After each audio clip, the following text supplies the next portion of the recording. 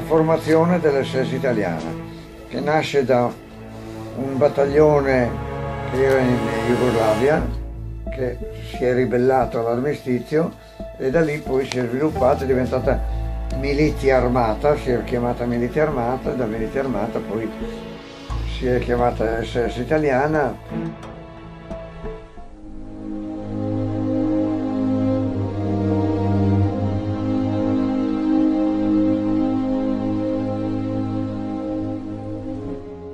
Sono Sante Battaglini, nato il 10 aprile 1926, cominciamo dal 40, quando è stata dichiarata la guerra.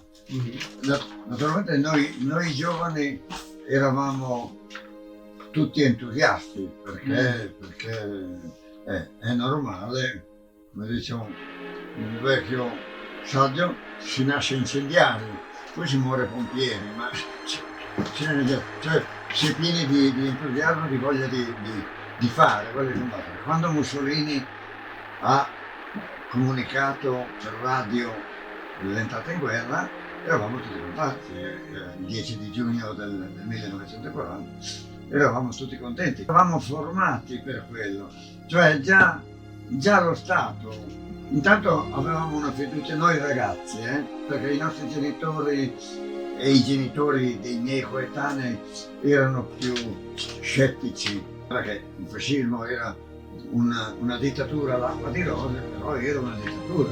Non si potevano esprimere opinioni politiche in pubblico, non si poteva.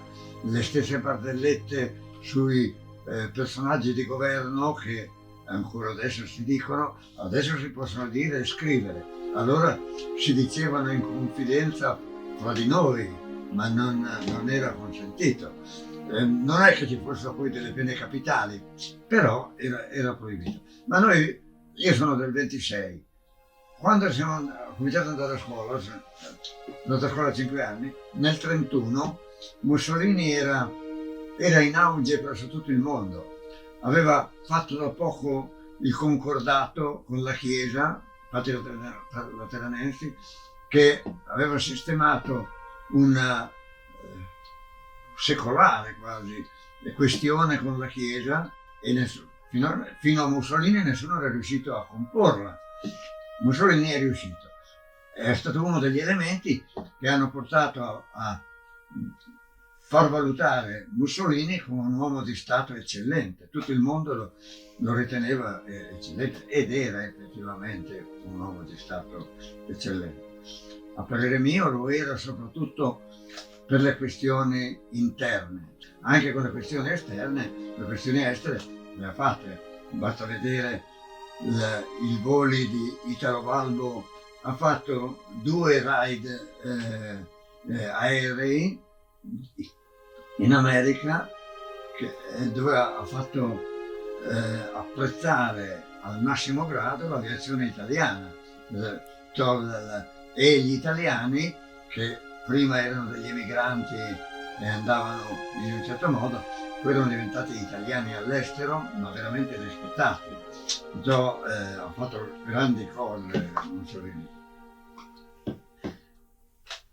Perciò a scuola, in casa meno, perché in casa, ma a scuola all'esterno, di Mussolini, dello Stato italiano, eravamo tutti entusiasti, tutti contenti, insomma, perché lo Stato era molto ordinato, cosa che adesso non è più, è sempre frutto di una democrazia, ma non è più così ordinato, cioè dalla puntualità leggendaria dei treni a tutti i servizi pubblici, ma naturalmente c'era una certa imposizione, però vabbè. Allora noi giovani, che naturalmente eravamo formati da insegnanti sicuramente filofascisti, perché la fede fascista era la base anche per essere apprezzata nei concorsi.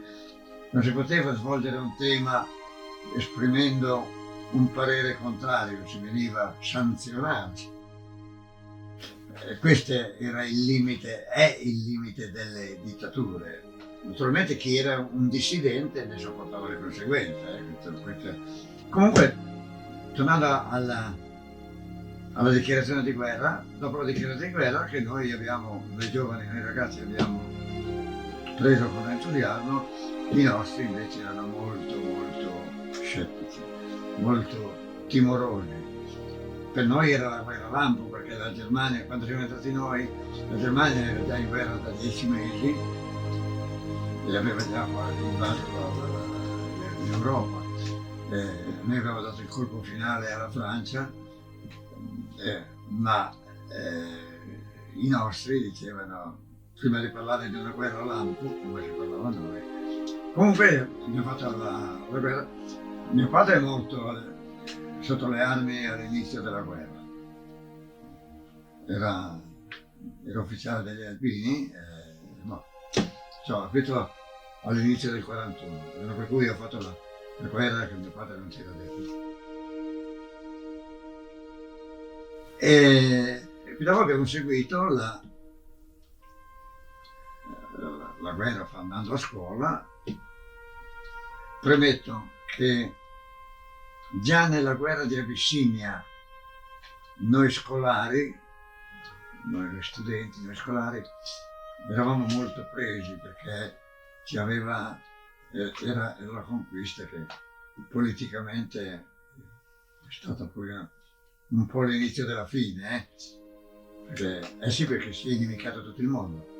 Aggredire uno Stato membro della Società delle Nazioni voleva dire infrangere un certo regolamento. Sono arrivate le sanzioni economiche che di per sé non erano molto rilevanti, però era una dimostrazione che il mondo c'era contro e ci è rimasta vicino solo la Germania.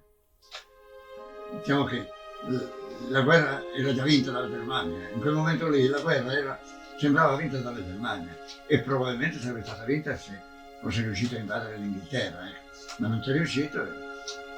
Hanno temporeggiato fino all'arrivo dell'America e quando all'arrivo dell'America le cose sono cambiate. I colpi che noi abbiamo ricevuto intanto non venivano ufficializzati nella loro entità, perché i bollettini di guerra dicevano i fatti, ma non quando abbiamo cominciato a ritirarci dall'Africa, perché i ragazzi di Bir e Gobi hanno cominciato a combattere nel 41. E da allora le cose sono sempre andate peggiorando per noi, perché era difficile mantenere i fronti così vasti, insomma, io credo. Poi è successo il 25 luglio del 43 e il 27 di luglio sono cominciate le manifestazioni antifasciste e lì noi fascisti, noi ragazzi fascisti formati dal fascismo siamo caduti dalle nuvole, perché per noi il fascismo era universalmente apprezzato a tuttora, anche se gli americani erano già sbarcati in Italia e in Sicilia, noi eravamo sempre convinti che lo Stato fascista fosse la verità,